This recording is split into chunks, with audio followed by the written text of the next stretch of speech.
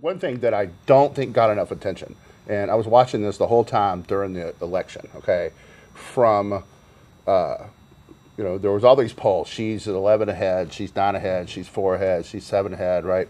Okay, but from $35,000 a year to $75,000 a year, he was 17, 18, 19 points ahead. He was also ahead by 10 to 11. What does that mean? $35,000 a year to earnings of 75,000? that house, of that household earnings. Oh, I see. Okay, 35,000. okay.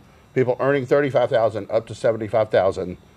He was like 17 ahead. From 75 to 125, he was like 9 or 10 ahead. That's the middle class of America, right? 35 to 125. That's a broad swath of the middle class, and so when you look at all these things, who covered what and so forth, you got to take into mind the broad swath of people who work and earn money, because it's hard to earn 35,000 without having some kind of job, right?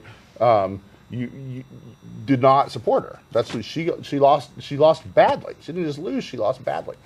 And I don't think this was dealt with. And it was interesting that she didn't really address how she failed to address or even visit a lot of the places that were really have really been struggling over the past few years, as deindustrialization has been happening, as policies and the market have been driving coal out. There have been a lot of communities that have been really hit hard.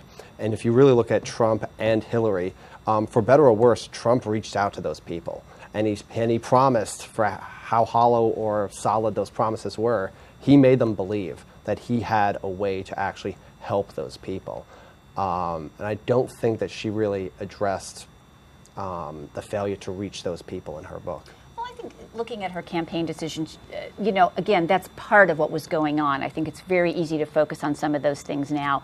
I also think one interesting thing is really what she talks about in the book, she admits, she became, because she is very focused on governing, like looking at how would, say with the College for All, policy proposals that Bernie Sanders had, how would we pay for that?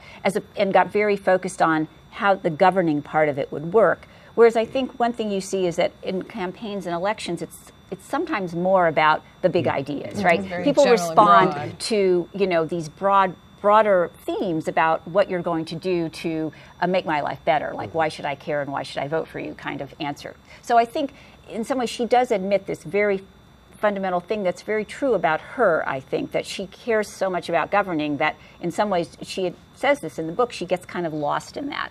And so I think, again, this is a really a good opportunity for her to tell that part of the story. And I think people are responding, and sure, there'll be a debate about what she says, but I think this is her time to tell that story.